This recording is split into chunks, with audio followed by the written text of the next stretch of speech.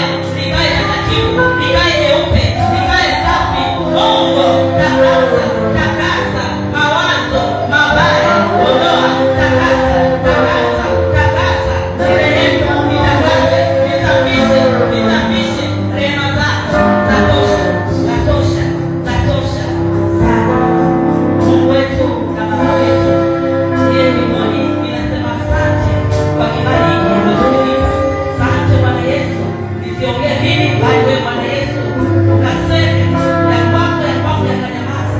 Ninamkaribisha Roho wako Mtakatifu akaongee na watoto wako.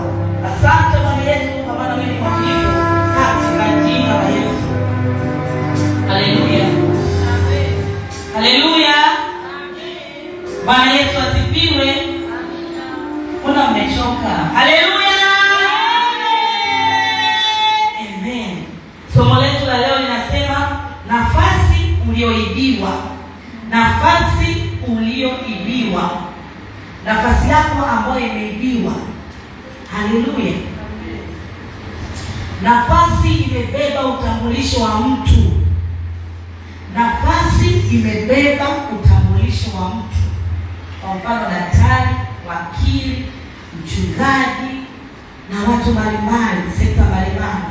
Nafasi imebeba 25, 23.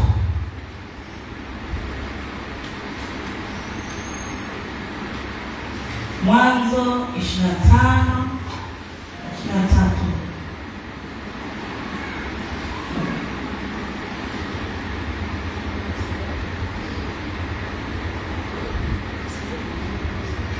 Mwanzo 25, 23. Mwanzo 25, 23.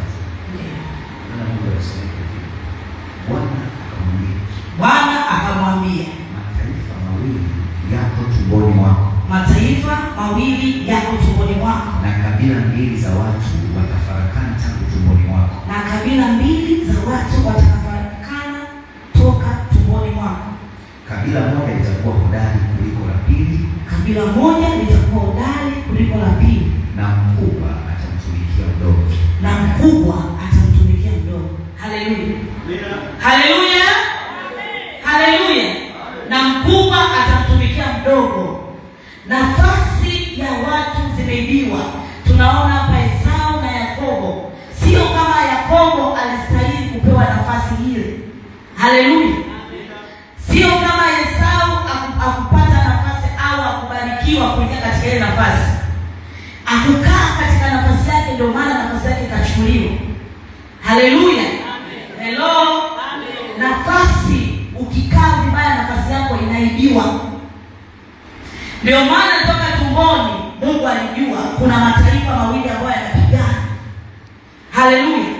Usipokaa katika nafasi vizuri, inaibiwa. Haleluya. Haleluya. Mara nyingi watu huibiwa nafasi zao. Kuna maneno watu wanaweza kukutamkia, pia nafasi inaibiwa kutumia maneno. Kuna maneno mtu akutamkia, nafasi yako ya kufanikiwa inakuwa ni dogo. Maneno yanaweza yakafunga baraka zako. Maneno yanaweza yakafanya ukanyimwa nafasi ambayo Mungu amekupa. Mungu anakutambua wewe toka tumboni ni nani.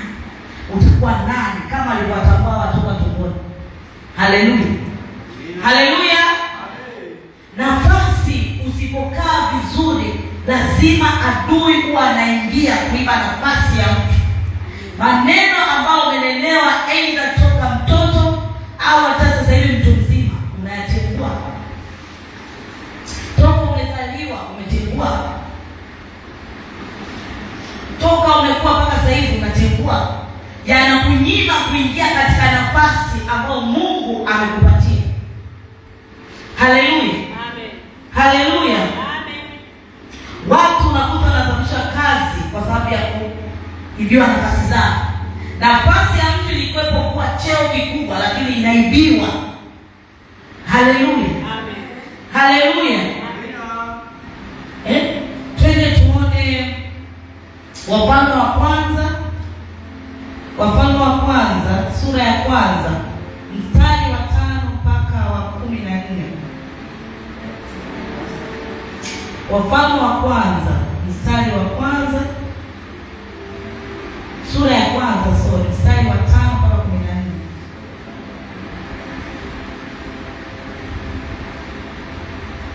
Mstari wa 5. Ndipo Adonia mwana wa Wafalme wa kwanza sura ya kwanza mstari wa 5 mpaka 14. Sura ya kwanza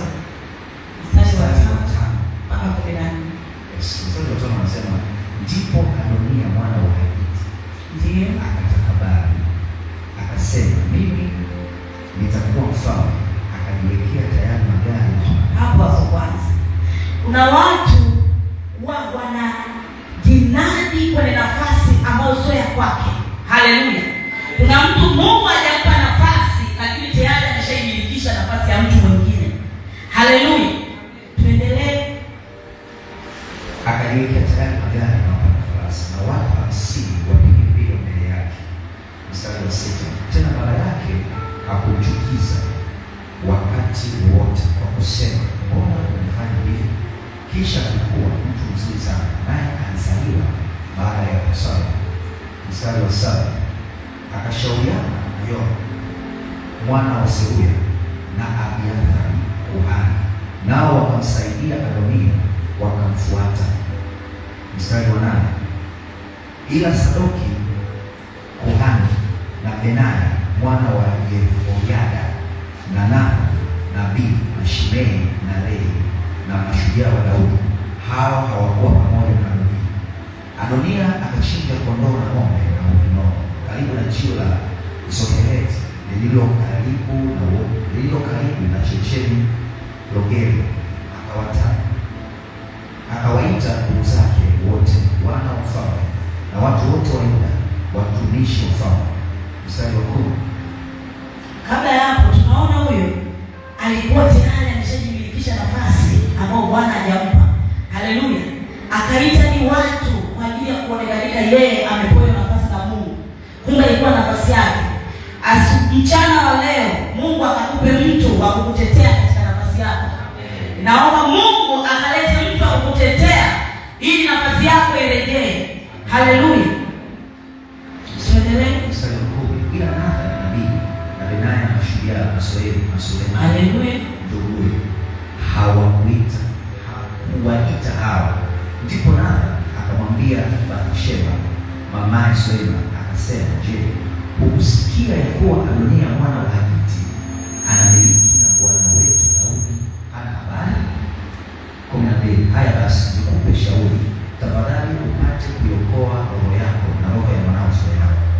Enenda uingie ndani ya mfalme kwa mfalme Daudi, ukamwambie, je, hukuniapia mimi mjakazi wako, mfalme bwana wangu, kusema, hakika yake Sulemani mwana wako atamiliki baada yangu na kuketi katika kiti changu cha enzi? Mbona basi anamiliki Adonia? Mstari wa 14. Tazama, wakati ule utakapokuwa katika kusema na mfalme, mimi nami nitaingia nyuma yako na kuyahakikisha maneno yako. Basi Bathsheba akaingia ndani kwa mfalme, ndani ya chumba chake, naye mfalme alikuwa mzee sana, na Abishai Mshunami alikuwa akimtumikia mfalme. Bathsheba akainama kumtumikia mfalme, naye mfalme akamuuliza, wataka nini? Akamwambia, bwana wangu, uliniambia mimi mjakazi wako kwa Bwana Mungu wangu kwamba bila shaka Sulemani mwanao atamiliki baada yangu, yeye ndiye atakayeketi katika kiti changu cha enzi. Na sasa angalia, Adonia anamiliki, na wewe bwana wangu mfalme huna habari. Tena amechinja ng'ombe na vinono na kondoo tele, na kuwaita wana wa mfalme wote, pia na Abinadab kuhani na Yoabu jemadari wa jeshi, ila Sulemani mtumishi wako huyu hakuita. Sasa mfalme bwana wangu, macho ya Israeli wote yanakuelekea wewe, kwamba uwaambie ni nani atakaye keti katika kiti chako cha enzi baada yako, mfalme bwana wangu, ama isivyo itakuwa bwana wako mfalme atakapolala pamoja na baba zake, mimi na mwanangu Sulemani. Mwisho ngapi? Ni 14. Basi nimeshamaliza. Nimeshafika 20. Haleluya. Amen. Haleluya. Mungu akukumbuke. Mungu amtume mtu kwa ajili ya kumkumbusha Mungu ile nafasi ambayo umepewa. Kuna watu nafasi zao zimechukuliwa na hawana shida, wamekaa wametulia.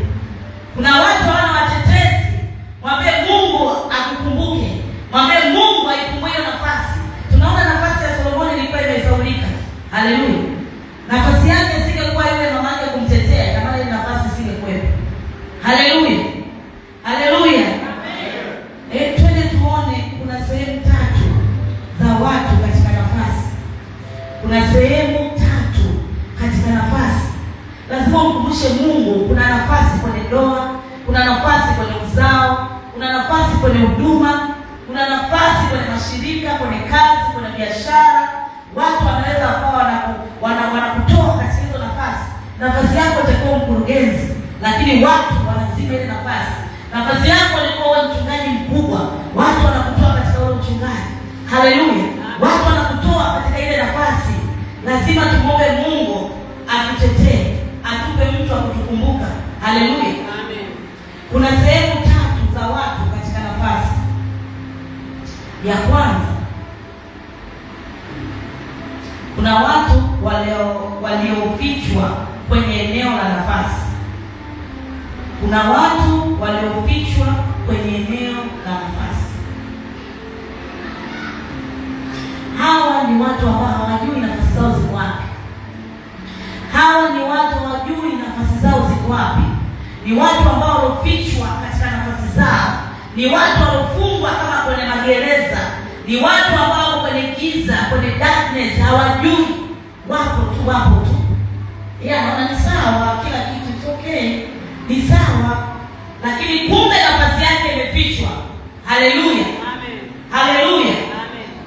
Tuone nafasi ya pili. Leo somo letu kwa ufupi, maombi ndo marefu. Nafasi ya pili, kuna watu wanaojua nafasi zao lakini hawaoni pa kuanzia au kuishia kukaa katika hizo nafasi. Kuna watu wanaojua nafasi zao lakini hawaoni pa kuanzia au kuishia kwenye hizo nafasi. Unajua kabisa unatakiwa ukae nafasi fulani, lakini hujui unaanzaje au unafanyaje. Haleluya. Ijawahi kutokea hiyo? Hello. Kuna watu hawajui na wanajua. Hawa ni eneo la pili. Wa kwanza wamefichwa, wa pili hawajui, wanajua nafasi zao lakini hawaoni pa kuanzia. Tukitoa mfano kwenye ndoa, mtu nafasi yake kwenye ndoa imekamatwa, hajui yeye anaifanyaje. Tukitoa nafasi yake kwenye kazi, anajua kabisa hii nafasi ni ya kwangu, lakini ametulia, hajui afanyaje. Yeye yupo tu. Haleluya. Nafasi yako labda wewe kama mama, ipi? Unajua kabisa mimi ni mama. Je, nafasi yako ni ipi? Na wewe unajua ni baba, nafasi yako ni ipi katika familia? Wewe unajua ni mtu kwenye huduma, ni mtumishi, ni mwinjilisti, ni mtume, unatakiwa kwenda kuhubiri sehemu tofauti, lakini hujui ufanyaje. Umekubaliana na hali, upo. Haleluya.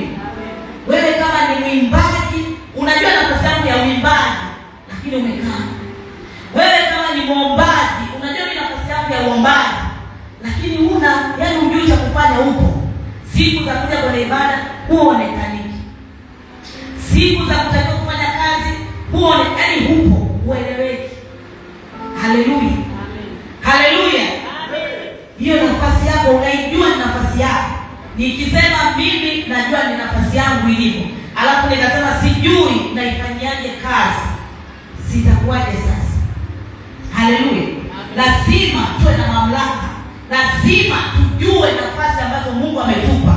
Mimi nimepewa nafasi ya kumiliki treni. Nitatafuta wateja waingie katika treni. Nitatafuta pesa. Nitafanya ile treni iweze kwenda. Nitafanya huduma iweze kusonga. Nitafanya huduma iwe kubwa. Nitafanya huduma watu wainuke. Nitafanya huduma iwe kadhaa na kadhaa. Nikiwa nafasi nimepewa kwenye biashara au kampuni, nitahakikisha nimepewa nafasi la ile eneo. Je, naweza kumiliki ile eneo? Naweza nikawapata wateja kutoka kulia, kushoto, mbele, nyuma? Nafanyaje? Najua na nafasi. Watu wengi wanapenda chips zangu, wakija eneo kama hili wanasema chips zake ni nzuri, lakini hajui, ufahamu unakuwa umekamatwa. Yeye anaona ni sawa tu. Haleluya. Haleluya. Hao ni watu wa pili. Watu watatu, kuna watu wapo kwenye nafasi zao lakini hawaoni matokeo kabisa wala matunda ya hayo nafasi. Kuna watu wako kwenye nafasi zao, lakini hawaoni matunda ya hizo nafasi zao. Unaweza kama mtu toka unaweza kufanya kazi, hana cha maana unachoingiza, hana cha maana unachokifanya. Haleluya. Watu wako kwenye nafasi lakini hawaoni matokeo kabisa, wala matunda ya hiyo nafasi uliopewa. Kama umepewa hiyo nafasi, kwa nini hiyo nafasi uone matunda? Jiulize, katika hizi nafasi tatu, wewe uko katika nafasi ipi? Wewe na mimi tuko katika nafasi ipi? Je, ni nafasi ambayo uone matunda? Je, ni nafasi ambayo unaielewa ipo lakini hujui ufanyeje? Au nafasi ambayo imefungwa kwenye gereza ambayo hujui kabisa? Haleluya. Haleluya. Hello. Mungu atusaidie tuamke. Tuamke. Mungu atusaidie tuamke. Nafasi ipi upo? Hiyo nafasi ambayo unaona haizai matunda unafanyaje? Je, ni solution ni nini? Suluhu ni nini? Ufanyaje? Haleluya. Nafasi ambayo imeibiwa, nafasi ambayo imechukuliwa. Mimi ngoja niwaambie kitu kimoja.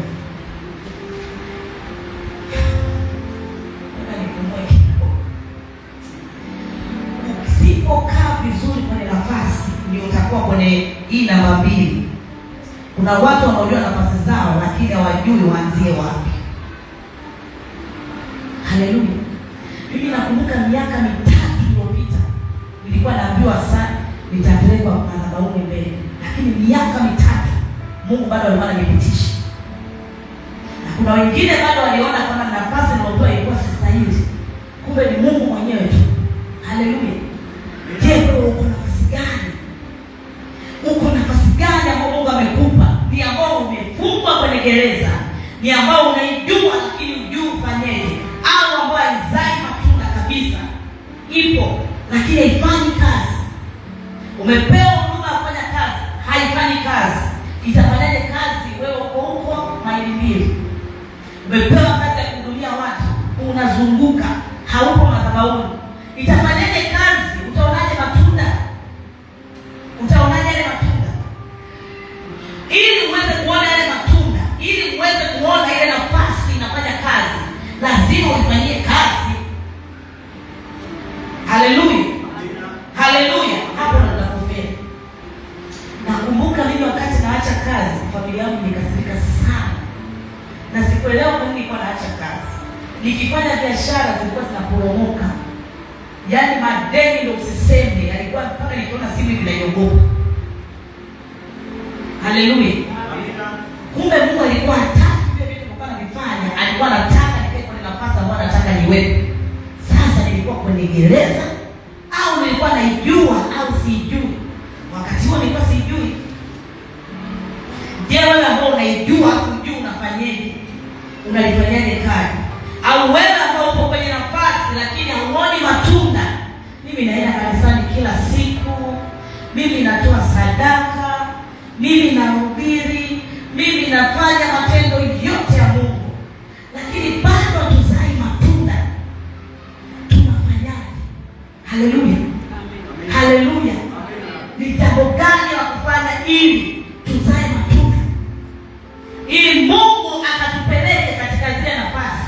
Ninaamini kila mtu ana nafasi ambayo Mungu amemwekea. Ninaamini kanisa letu sio maskini na kukosa mpaka kuwaita watu wa kuweka sijui hiki. Ndio sema kile imeharibika, mmoja anasimama anasema mimi na upay that. Rent imeisha, upay that. Magari yamejaa hapo nje. Hayo ndio matunda. Haleluya. Haleluya. Nafasi, je, tuko kwenye nafasi ipi? Tutafakari, tujiulize. Ndio maana Mungu alitaka tuanze na toba kwanza, ili tunapoingia katika neno lake atutakase, tusafishe, tuone tuko kwenye nafasi gani. Mtumishi, naomba unisomee Isaya 42:22.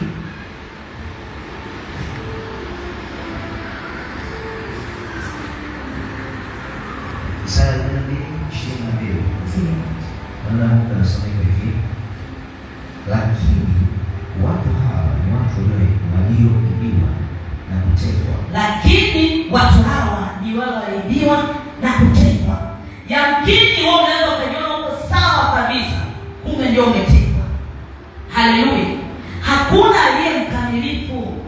Kumbuka mtumishi Sara alifundisha, nilichelewa, lakini tuwe tunajihesabisi wa dhambi kila wakati. Ujione wewe ni mdhambi.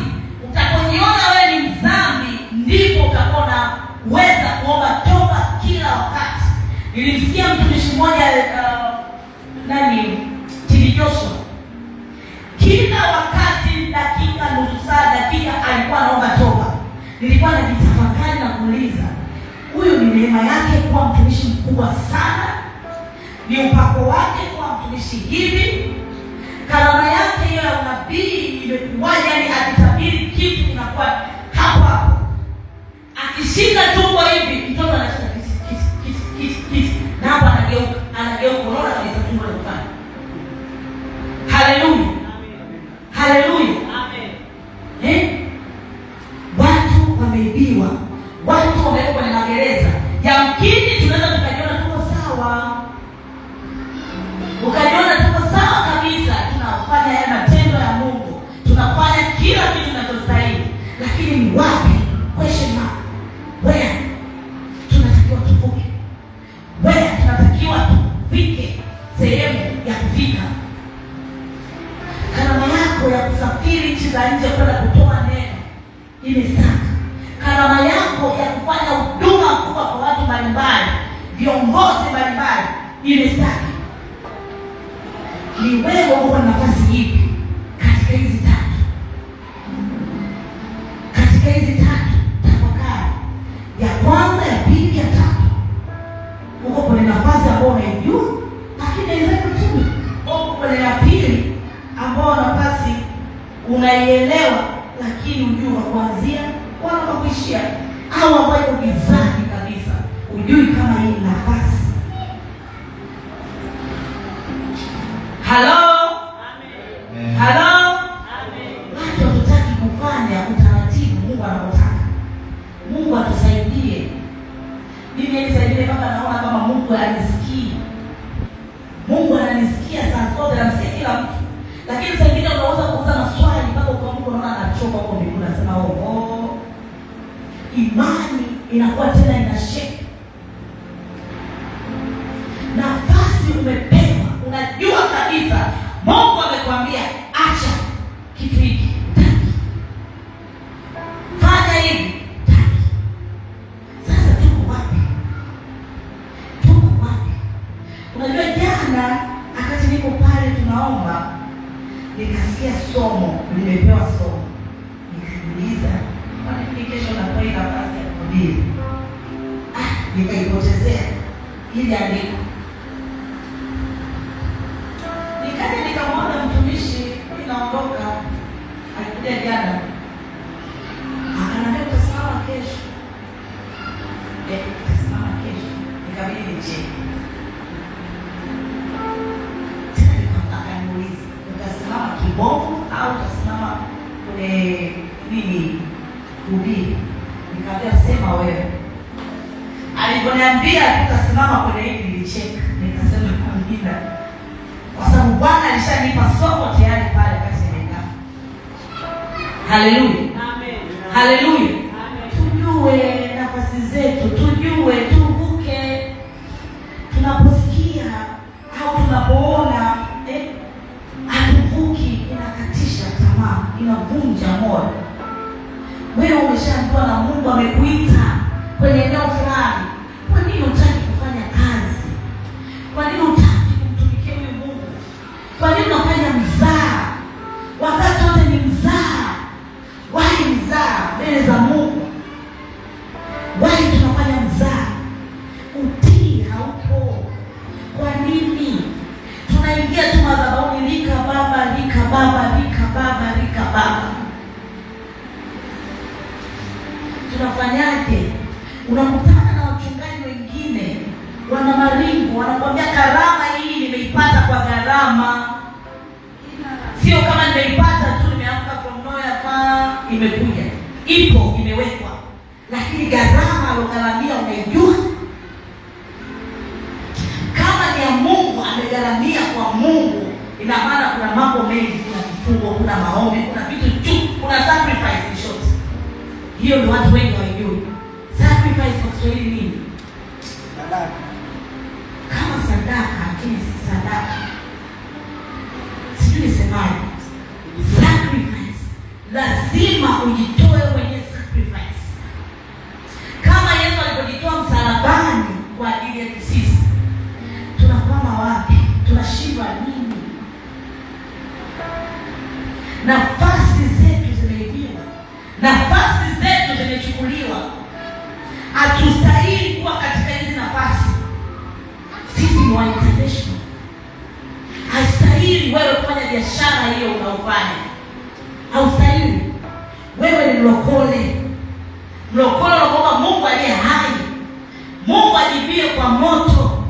Ukimwita tu, ukimwona shetani ukasema moto, fire, katoka. Juzi nilikuwa namwambia mdogo wangu, na mdogo wangu ametoka Uingereza. Nikawa namwambia, sio alikuwa ananitania nini? Sauti yako ilikuwa imekauka kabisa. Nakumbuka wanao sasa, unaomba sana, unatumia nguvu. Sasa wakacheka. Nikawa sasa nataka nimwambie, kwa jina la Yesu pepo toka. Huyo pepo atatoka. Sasa cheka. Lazima utumie mamlaka uliopewa. Pale ukisema pale nasema toka in the mighty name of Jesus. Out. Kitu kinatoka. Uweze kumwambia toka kawaida. Lazima utumie mamlaka ya ndani. Toka. Kazi uliopewa na Mungu kufanya, na nafasi uliopewa. Yamkini unazunguka. Tunatakiwa tufike Kanaani kwa muda huu, lakini tunazunguka. Tutaki kufanya kazi. Tutaki kuja kwenye ibada. Hatutaki kufanya majukumu ya kanisa. Hatutaki ule wito ambao Mungu ametupa. Alafu tunalalamika. Hatutaki. Watu hatujaacha. Bodi. Tabia hatujaacha. Chuki, wivu. Tabia mbaya. Sasa huyu Mungu atafanyaje? Halo? Umeambiwa acha biashara, acha kazi, acha hii, utaki. Nafasi yako iko wapi? Nafasi imeibiwa, sawa. Je, unaitambua? Ile nafasi ambayo imeibiwa unaijua? Muulize mwenzio, nafasi yako katika hizo tatu ni ipi? Ya kwanza, hapa ni wakumbushe ambao wakuwepo. Watu walofichwa kwenye eneo fulani ambao hawajui kabisa wao wako wapi. Ya pili, watu wanaojua nafasi zao lakini hawaoni kuanzia ni wapi au kuishia ni wapi hizo nafasi. Ya tatu, watu wako kwenye nafasi lakini hawaoni matunda.